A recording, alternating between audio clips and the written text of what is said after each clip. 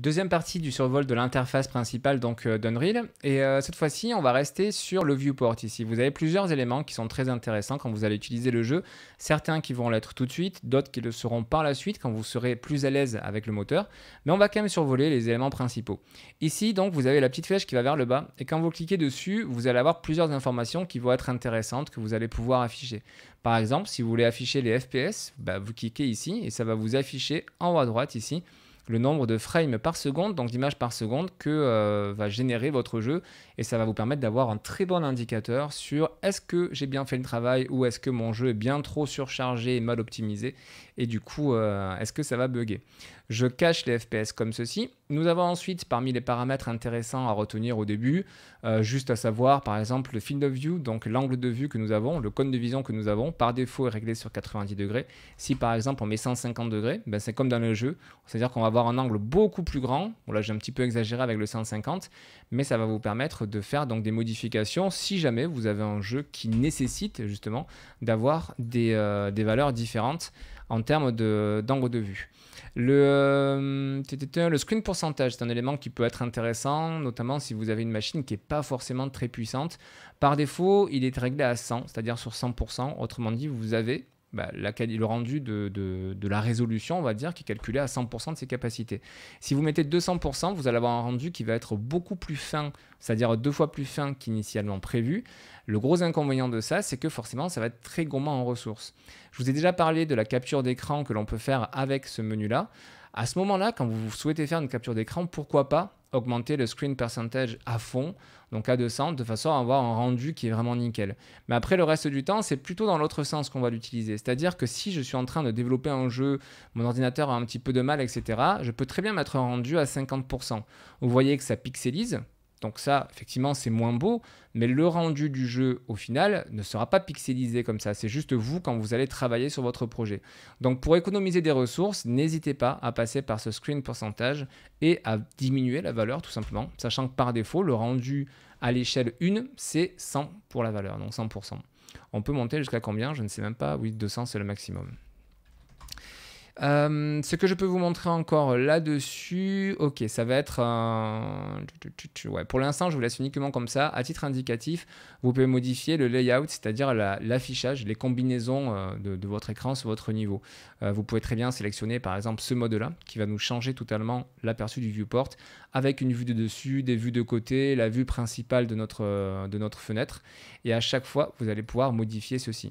Moi, je reste sur le premier, je reste sur les valeurs par défaut, donc layout, uniquement avec un panel qui me permet d'avoir le viewport ici. Si vous souhaitez séparer le viewport en plusieurs cadres du coup, vous venez ici, layout, et vous pouvez faire ce que vous voulez, mais dans un premier temps, je vous conseille vraiment de rester comme ça avec un écran principal. Un autre élément qui n'est pas ici, c'est un raccourci clavier, mais que je trouve très sympa, que je vous donne, c'est quand vous allez travailler sur votre niveau et que vous voulez avoir des points de vue différents. Plutôt que de vous déplacer sans arrêt comme ça avec la caméra, avec donc le ZQSD et le clic droit de la souris, vous vous déplacez un endroit et vous faites CTRL 1 pour la première caméra que vous voulez placer. Je vais me positionner ensuite à un autre angle. Je fais CTRL 2. Je vais ensuite prendre un angle de vue qui va être beaucoup plus loin et je fais CTRL 3. Maintenant que j'ai placé ces caméras, en fait sans le savoir, parce qu'il n'y a pas de message qui vous indique que vous avez positionné ça, vous allez pouvoir en tapant uniquement sur 1, 2 ou 3, sans le contrôle cette fois, vous déplacer de caméra en caméra que vous avez positionné sur votre niveau. Donc ça c'est super intéressant parce que vous avez la possibilité comme ça de placer jusqu'à 10 caméras de coup, de 1 à 0. Donc de placer toutes vos caméras sur votre niveau. Je teste quand même le coup du 0 pour être sûr que ça fonctionne. CTRL 0, hop. Ok, j'ai bien fait de vérifier parce que le CTRL 0 ne marche pas. Je reteste en coup. Hop, non, le 0 ne marche pas. Si je fais un CTRL 9, que je me déplace et que j'appuie sur 9, ok. Donc on a les caméras de 1 à 9 que l'on peut placer sur notre niveau, avec donc le raccourci clavier CTRL 1, 2, 3, 4, 5, 7, 8, 9 pour positionner les caméras que vous souhaitez, et ensuite un accès direct avec les chiffres de 1 à 9 que vous pouvez directement donc appuyer pour avoir vos caméras qui s'affichent. On poursuit ici. Perspective, ce sont les différentes vues qui vont être proposées quand vous allez travailler sur votre niveau. Par défaut, perspective, c'est celui sur lequel on travaille. Vous avez ensuite la possibilité d'avoir ces vues-là. Vue du dessus, vue du dessous, gauche, droite, devant et derrière. De ce fait, si je fais top, on va avoir une vue qui du coup est différente. mais qui nous permet d'avoir une bonne vision sur notre niveau. Et quand vous allez placer certains types de volumes, par exemple, un exemple tout bête, vous savez, vous en avez déjà entendu parler, parfois dans des jeux, on place des blocking volumes, c'est-à-dire un volume que l'on ne voit pas, donc une espèce de gros cube qu'on ne voit pas, mais qui empêche le joueur d'aller plus loin, de façon à ce qu'il sorte de la map.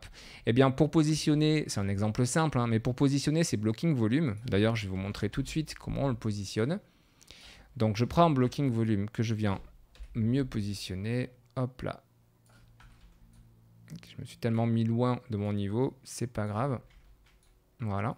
Donc là, vous voyez, quand on est en perspective, on est obligé de se déplacer un petit peu, être sûr de là où on est, etc. Si on change de vue, je viens ici, je viens en vue top, et ça va me permettre de voir ici, de retrouver mon blocking volume. Alors pour l'instant, regardez, on va voir dans une vidéo suivante comment se déplacer facilement avec les objets, comment changer leur taille, etc. Mais là, vous voyez, en vue du dessus, j'ai une vue qui est tout de suite beaucoup plus simple à positionner quand je souhaite positionner justement un objet. Donc là, je sais maintenant qu'il est positionné quasiment au centre de mon niveau, et je vais pouvoir modifier sa taille pour que ça prenne tout l'espace, toute la largeur de ma map pour être sûr que le joueur ne passe pas derrière. Donc là, c'est bien, je l'ai positionné par rapport à une vue du dessus, mais maintenant, qu'est-ce qui me dit que mon cube, il n'est pas trop bas? Si je repasse en vue perspective et que je déplace mon cube, ma box collision, mon blocking volume qui est en dessous, ici, elle servira à rien du tout. Pour autant, quand je me mets en vue top, j'ai l'impression qu'elle est bien positionnée. Donc à ce moment-là, même chose, soit vous passez en vue perspective, vous vous déplacez un petit peu et ça vous permet de positionner votre blocking comme vous le souhaitez, ou n'importe quel autre objet, hein, ce que je vous montre pour le blocking volume, ça marche pour n'importe quoi. Soit vous venez ici et vous allez récupérer une vue qui va vous permettre de retrouver votre objet. Là, vous voyez, je me suis mis en vue de gauche, vue left, et là, ça me permet de le positionner vraiment en hauteur comme je le souhaite. Du coup, je peux mettre la taille que je souhaite, mon objet il est centré, et maintenant je sais que je suis bien positionné. Si on passe en vue de face, même chose, je retrouve mon objet ici, et ça va me permettre de bien le positionner par rapport à mon mur, pour être sûr que on va pouvoir donc que le joueur ne puisse pas ne puisse pas tomber. Si mon blocking volume je le mets ici, ça veut dire que je vais créer un espace entre la map et le blocking volume. Donc potentiellement le joueur il peut tomber là-dedans et tomber de façon infinie d'un drill. Du coup, vous voyez avec les différentes vues, ça permet facilement de pouvoir donc positionner des objets si on en a envie. Donc je le répète, en perspective c'est la vue principale. Et ensuite, on a la possibilité de passer sur ces vues pour avoir une vue différente en fonction de ce que l'on souhaite faire. Vue du dessus, du dessous, gauche, droite et de face. Donc ça, c'est super intéressant d'utiliser ces modes-là. Il ne faut pas hésiter à y penser. Bien souvent, on zappe ça au début. Et puis au final, quand on commence à travailler sur des level design qui sont assez costauds, quand on commence à travailler sur des éléments où il y a pas mal d'objets sur le niveau, passer par ce mode-là, parfois on y voit beaucoup plus clair que de rester en mode perspective. Je reviens en mode perspective et on continue notre petite vision de ce qu'on peut faire ici, vraiment avec des éléments de base que je vous donne. De toute façon, on y reviendra par la suite. Donc, retenez juste les possibilités que vous avez dans Unreal et pas forcément comment le faire. Si vous souhaitez savoir comment le faire, vous savez qu'à cette vidéo. Donc ici, on a le type de vue, le mode de vue que nous utilisons. Par défaut, le mode lit, c'est celui-ci, c'est-à-dire que c'est le mode réel, c'est celui qu'on va avoir en jeu, qui prend vraiment en compte tous les éléments de lumière, etc. Si on passe en mode unlit, celui-ci, il est spécial, vous avez vu, il va plus gérer la lumière du tout. C'est-à-dire que si j'étais dans un environnement qui était totalement de nuit, donc totalement sombre, en passant à un unlit, j'aurais exactement cette vue-là. L'avantage, c'est qu'on voit bien tous les objets. Bien évidemment, on voit qu'il n'y a plus du tout la gestion d'ombre, puisque la gestion de la lumière est totalement squeezée, mais ça nous permet, dans plein de situations, de pouvoir travailler du coup tranquillement, sans se casser les yeux devant notre écran, parce qu'il y a trop d'obscurité ou autre sur notre niveau, il y a plein d'autres cas d'utilisation. Nous avons ensuite, juste pour vous parler de ce à quoi ça sert, parce que pour l'instant, ça ne va pas vous intéresser, mais on a d'autres vues qui vont nous permettre d'analyser un petit peu comment est construit notre niveau, comment sont construits les objets 3D que nous mettons sur notre niveau et est-ce que le jeu ne va pas être trop chargé justement avec ces détails-là. Ici, je suis passé en Detail Lightning, on a le Lightning Only aussi qui va nous permettre de voir comment la lumière réagit sur notre niveau. Où sont les sources lumineuses, comment est-ce que ça va interagir sur chacun des objets et ça nous permet, quand on travaille sur la lumière, qui est un très gros travail dans le jeu, de pouvoir travailler là-dessus. Ici, nous travaillons sur la réflexion de la lumière. Alors, même chose, on y reviendra quand on travaillera sur les matériaux, mais la réflexion de la lumière dans le jeu, c'est hyper important. C'est-à-dire que vous avez des matières qui vont devoir retourner la lumière, vous avez des matières qui ne vont pas retourner la lumière, donc les matériaux. Par exemple, un miroir va beaucoup plus retourner la lumière ou un élément métallique que par exemple un morceau de bois. Et bien ça, on peut justement jouer sur ces valeurs-là dans Unreal pour avoir un rendu plus ou moins imposant, important de la réflexion. Et là justement, ce mode nous permet d'avoir une bonne visibilité sur la réflexion. D'autres choses aussi, la collision, comment est-ce que les collisions vont réagir par rapport à notre personnage. Bref, il y a pas mal de choses qui sont ici disponibles, mais qui vont rentrer dans le cadre de l'optimisation de votre jeu. Vous commencez juste, donc vous n'êtes pas encore à ce niveau-là. Mais voilà à quoi servent tous ces éléments-là. On repasse donc en mode lit, c'est-à-dire le mode par défaut, qui nous permet d'avoir un aperçu en temps réel de notre jeu. Nous avons ici après, même chose, ça va dans le cadre de l'optimisation, mais la possibilité d'afficher ou de ne pas afficher certains éléments de notre niveau. Donc on peut très bien décider de supprimer certains types d'objets. On peut très bien décider de supprimer les acteurs, pourquoi pas. On peut également décider d'afficher ou pas les collisions. Vous voyez, si je clique ici sur collision, ça c'est un élément que vous allez régulièrement utiliser.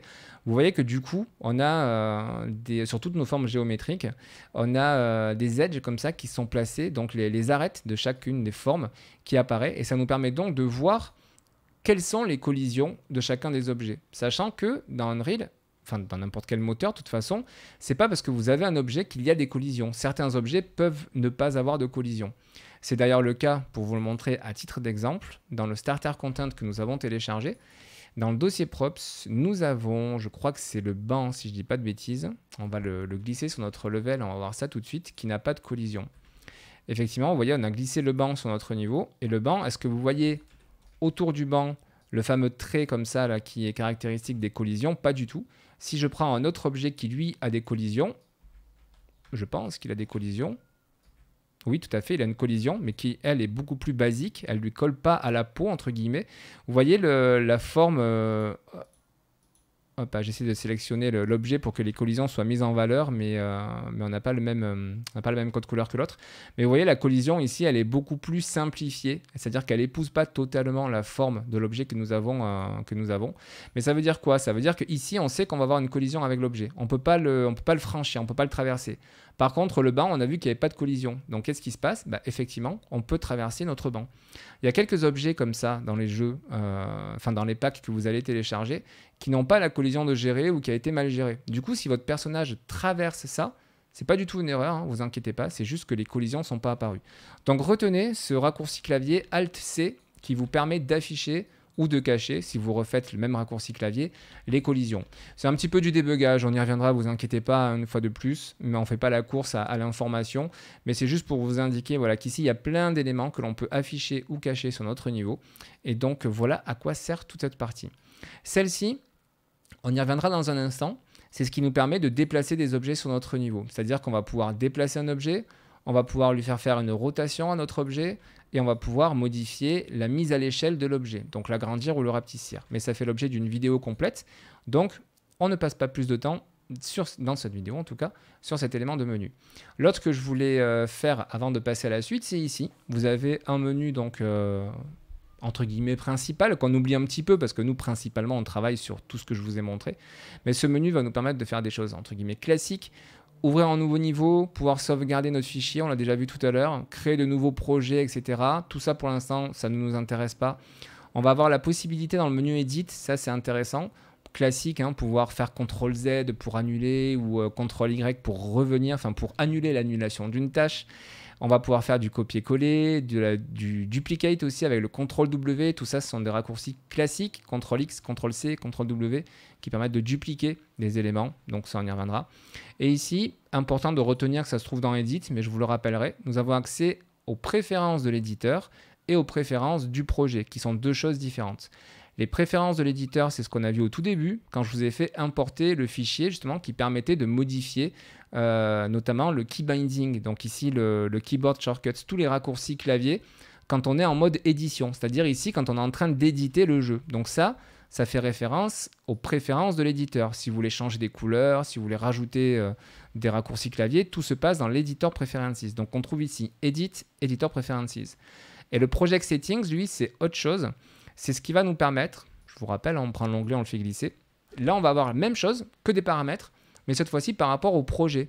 Et rappelez-vous, quand j'appuie sur Play, je vous ai dit tout à l'heure, là par contre, si on fait Z pour avancer, ça ne marche pas. Parce que effectivement, c'est autre chose. Tout ce qui va concerner les déplacements du personnage, ça fait partie du projet et non pas de l'éditeur. Du coup, les déplacements du personnage qu'on passera en AZERTY, ce sera ici, dans les Project Settings. Et on peut faire, vous le voyez, énormément de choses dans ces paramètres de projet. Ce sera l'objet d'une vidéo ultérieure. Le temps déjà que vous puissiez respirer un petit peu en découvrant toute cette interface.